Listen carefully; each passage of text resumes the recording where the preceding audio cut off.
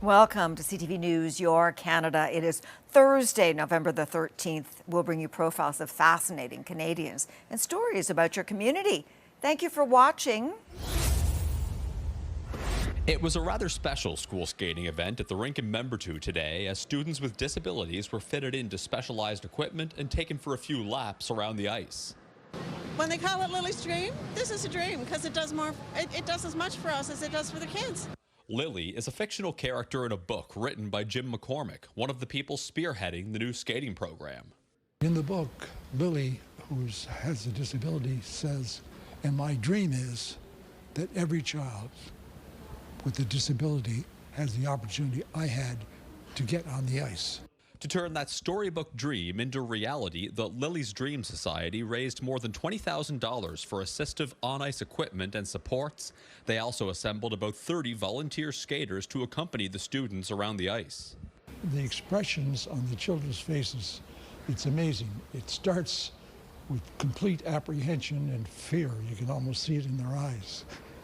And within 10 minutes or so on the ice, they're smiling and laughing. They wouldn't have had that chance before. The Membertou Sport and Wellness Centre donated the ice time to the cause, and participants can get fitted with skates and a helmet inside the rink's shop.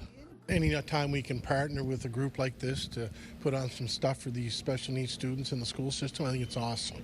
Following today's launch, the idea is that the Lily's Dream skates will take place every Wednesday from 11:30 to 12:30 here at the Membertou rink. Our hope is that others in the country will hear about this program and emulate it, because I think it's doable. For now, the plan is for students from different schools to come here and skate on a rotating basis. People leave this place with tears. It's a good day. Hitting the ice happy, and when it comes to Lily's Dream, it's a case of life imitating art. Ryan McDonald, CTV News, Membertou First Nation. Delicate dance in the sky, the northern lights on display across the northern hemisphere. Occasionally we get these big flares or eruptions that happen on the surface of the sun and throw out lots of particles into space. These fly through space and then they hit the Earth's magnetic field, and when that happens it produces all of these lights that we see up in the sky above us. The increased solar activity leads to heightened aurora activity, meaning most of Canada will again have a chance to catch a glimpse tonight. The sun goes through these periods of being very active and then very calm over a period of about 11 years or so. And so right now in 2025, we're at the peak of that. Depending on the different gases' exposure in the atmosphere, the color of the lights varies. Particles come from the sun. They hit different gases in the atmosphere. The green and red aurora that we see are caused by oxygen getting hit by these particles.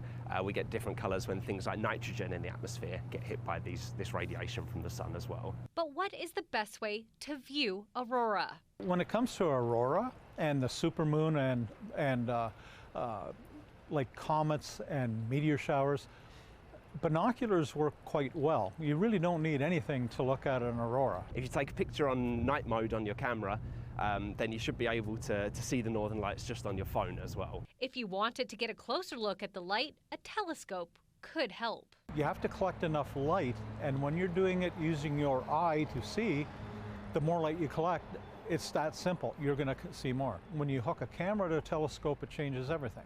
So what you want to have is basically a telescope that you're going to use. Now, of course, if you miss out on the chance to view the lights tonight, whether it's because of the weather or opportunity, don't fret. Experts say the sun will be at its peak solar cycle for the next year. Ashley Bacon, CTV News, Waterloo.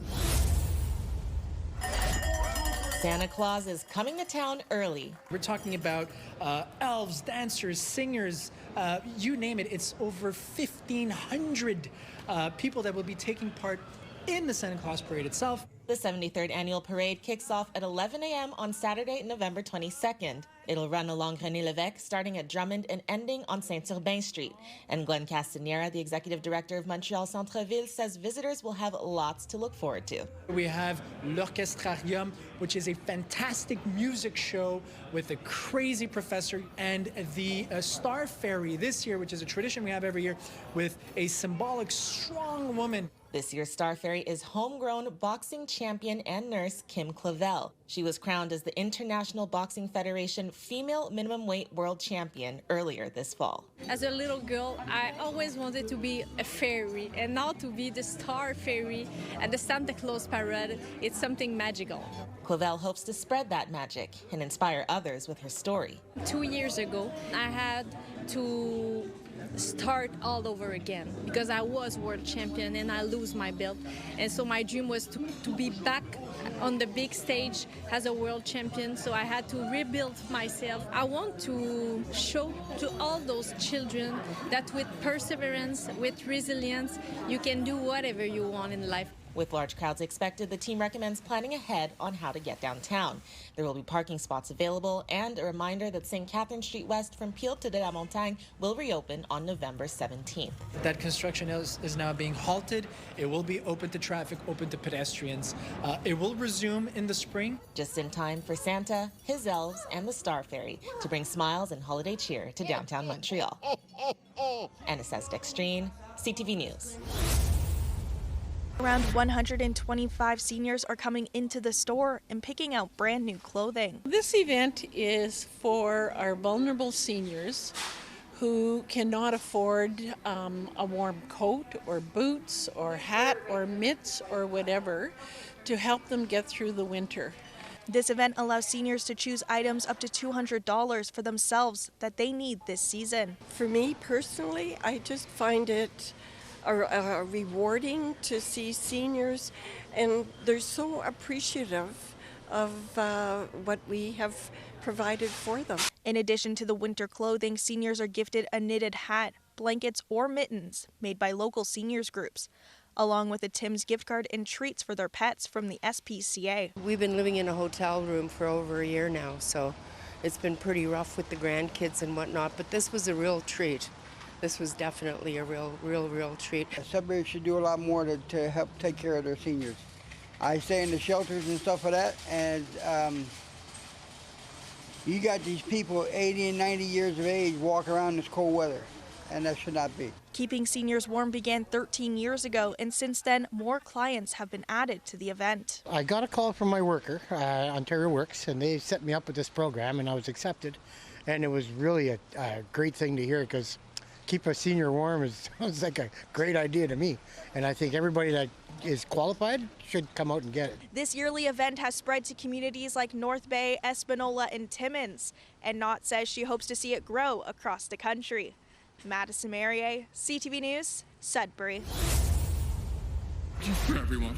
Everyone knew there would be tears. Joe Thornton's Homecoming Hall of Fame week wrapped up with him telling stories, giving a few laughs, and getting emotional. That dream was made on Crescent Ave in a 1,200 square foot house that my mom and dad built, and they still live today. Win and Mary, my parents, you were the beginning, the middle, and the end of my story. Joe's week also featured a stop in his hometown as a St. Thomas Stars guest of honor. You know, the Joe Thornton Community Center, and I'm dropping the puck, and it's just so nice to be back. And I see so many faces that I've known for so many years, and like yourself, it's just good to be back. With players wearing retro jerseys from the 2 seasons Joe played 30 years ago, he got them fired up by reading the lineup.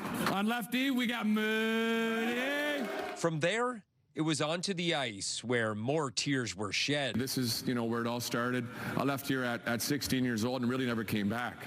But this is where home is. Thank you.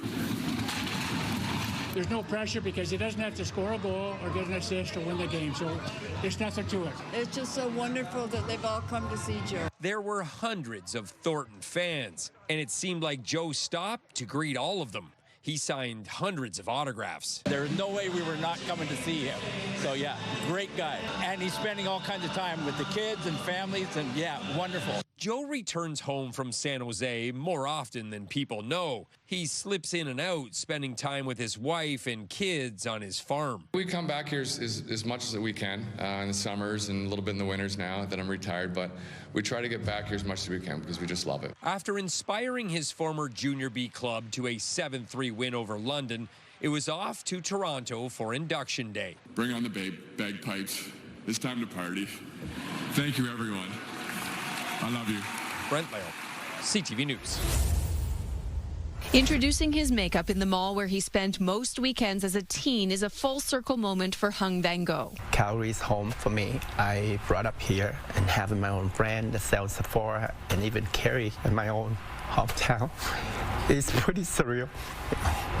I know it sounds silly, I'm crying, but it is emotional for me. It's a long way from where he started. My family and I, we escaped Vietnam to refugee camp, and then we came here after. His career began at a Calgary hair salon before he switched to makeup, becoming coveted by A-listers and now launching his own line across Canada and the United States. Never dreamed to work with celebrity. I have my own brand. An inspiring story for Calgarians who lined up to meet him. I've always wanted to be a celebrity makeup artist, so we know it's possible. We're always happy to see a Calgarian make it big. Another Calgarian making it big in fashion is Awar Odiung. The model was featured in September's U.S. Vogue, along with her family at a photo shoot in Kananaskis. It is the most difficult publication in the world to get into, so for her to have a single girl story and with her family is unbelievable. Having Canada being put on the map by Vogue has been so cool, and I'm glad that me and my family as immigrants, as refugees, were able to represent Canada. Odiung was a toddler when her family came to Canada as refugees from South Sudan in 2002. Years later, she was folding clothes at Old Navy when she was approached to model, and her career has taken off. I've been able to take care of my family, myself, my friends. Whether showcasing high fashion in the Canadian Rockies or naming a lipstick after Calgary's area code, both Awar and Hung are proud to have the spotlight on Alberta and hope their stories encourage others. There's no limitation to your dreams. Alicia Fieldberg, CTV News, Calgary. Grade 12 student Eileen Rusta meeting 5-time Juno-nominated artist Jamie Fine. It was great, honestly. Everything she said was very motivational. Learning about mental health and a new series on YouTube. Yeah, I'm going to watch it because I want to know more. The Ottawa singer-songwriter is part of an initiative with CHEO. What you can't see is what's going on in here. To create mental health content on YouTube. They're emotional, but they're uplifting. The 6-part series explores ADHD, anxiety, eating disorders, major depression, substance use, and behavioral addictions. I've always hoped to achieve with my music what these I'm hoping will achieve with people is making people feel a little less lonely, a little more understood, a little more heard, and just knowing that they're not alone and that there's other people dealing with the same thing. I also live with anxiety, and I'm going to talk to you about it right here at school. Each episode includes Fine's real-life stories, blending with expert insight from CHEO's clinicians. This series really allows to share some important knowledge, important strategies to support well-being for children and adolescents. This is what it feels like. The videos officially launched primarily in front of grade 12 students at Longfield's Davidson Heights Secondary School in Barhaven. I think they're fantastic. They're very to the point, and they're very helpful. Like when I was watching it, I genuinely got the message that they were trying to convey with the videos. Yeah, it's not like any other presentation or any other adult trying to speak. I think it's really good. I think it's a really important thing to do, and the fact that everyone put it together is really great. Peter Sperling, CTV News. How was that new movie you saw last night? It was, sorry, what was I saying? Right, yes. The movie, it was good. The one with the actor, what's his name? You know, this is an example of the kind of conversation being analyzed by the researchers. The speaker struggles to find the right words. So one thing is just speech rate. People slow down, and there's also pausing and fillers like and putting all that together, it turns out to be quite a sensitive index of mental capacity. The study is one of the first to show a direct link between casual speech patterns and essential cognitive functions. More than 200 adult participants were asked to describe complex pictures while also completing standard tests of executive function. Baycrest senior scientist Jed Melser used AI to help analyze recordings of what they said. We're very interested in speech as a marker of cognitive health because there are a lot of applications for which we want to study cognitive decline. Unlike drug testing, which is difficult to repeat frequently over time, he says speech is a promising alternative because it's sensitive to changes in brain health. Researchers hope this will eventually become an easy and accurate way to track cognitive decline in both normal aging as well as diseases like dementia. People often ask me, should I do crossword puzzles? Should I learn a language? And I say those things help, but not nearly as much as a bit of physical exercise. That's probably the number one thing you can do for your brain. Pauline Chan, CTV News.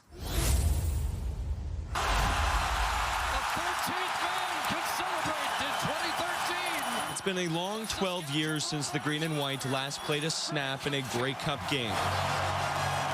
It ended with the Riders lifting the trophy. It's so much support in the province right now. Now, in the years since, Saskatchewan has had their chances at returning to the game, only to experience heartbreak time and time again. It just feels like this time is different, and I can feel like the fans believe it. Last game was sold out. We had multiple sold out games this year. So it's just like returning that page. And after dozens of fans sent them off Monday, the team is feeling the boost from a province away. A lot of teams, they'll say, like my high school, for instance, like Spartan Nation. It's like, no, we're Spartan City, Spartan County. Like, it is truly Rider Nation. There's fans everywhere. The fans are amazing. We know we have passionate fans. Like, you can't even, go to Walmart or simple stuff without, getting called out, signing a few things, taking pictures. So it's been crazy this year. And the hope to give Rider Nation the ring they deserve.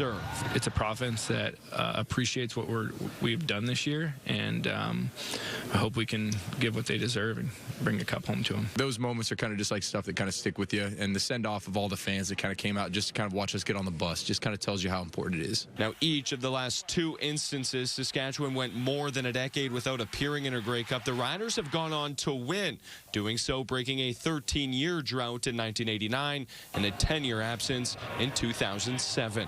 Jonathan May, CTV News, Regina.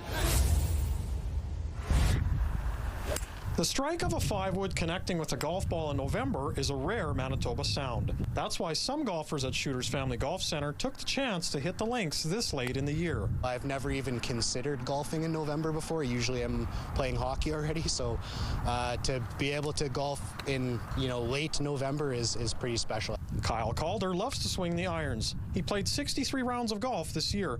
So when he heard Shooters was reopening this week, he quickly drove in from Beausejour. I immediately got ready to get over here as quick as I could, kind of thing. It's been really nice that it's been an extended season. Calder wasn't the only golfer this afternoon on the range. Dick Mulholland says he was delighted to book an afternoon tee time. During the golf season, he comes here 4 to 5 times a week. November the 12th.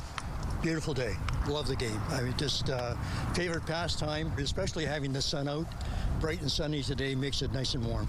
Temperatures Wednesday afternoon rose above 6 degrees, well above the normal this time of year of -1. And golf won't be the only sport to benefit from the warm weather. Officials from Environment Canada say we can expect an above-seasonal lead-up to the Grey Cup. It's quite a bit above normal for the next couple of days here. It's looking like maybe 10 or 11 degrees for the high on Friday for Winnipeg. Colangelo says temperatures should return closer to normal for Grey Cup Sunday, with an expected high of +1. Still, the early heat is creating a buzz amongst former players and CFL analysts. Winnipeg this time of year, I mean, we'll see some people up there with some flip-flops on. Blue Bomber veteran Milt Stiegel says fans can expect a heated match between the Saskatchewan Roughriders and Montreal Alouettes, especially if the good weather holds. You don't want the elements to come into play. You want it to be all based on the talent and execution, so I think it's a good thing.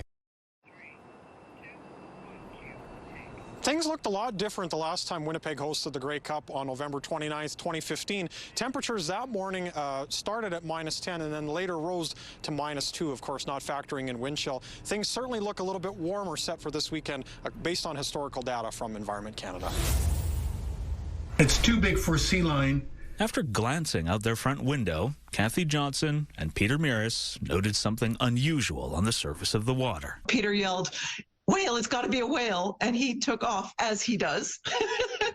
He grabbed a video camera, jumped in his boots, and ran down to the dock. Kept looking, and suddenly this whale pops up, and I immediately go oh my God. So Peter kept recording, attempting to capture footage at the other end of the dock, but by the time he reached it, the whale had already turned around.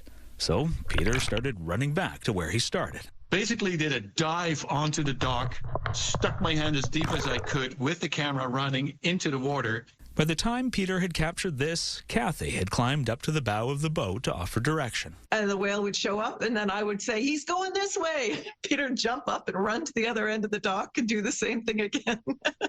For almost 30 minutes, Peter and the whale kept going back and forth together. Each time I was running like a madman, and in my head I had the Benny Hill music going.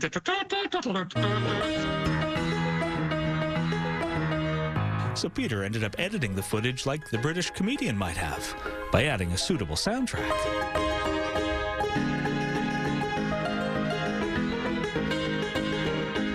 It was really funny. I actually wondered if the whale was kind of snickering behind his, his fin.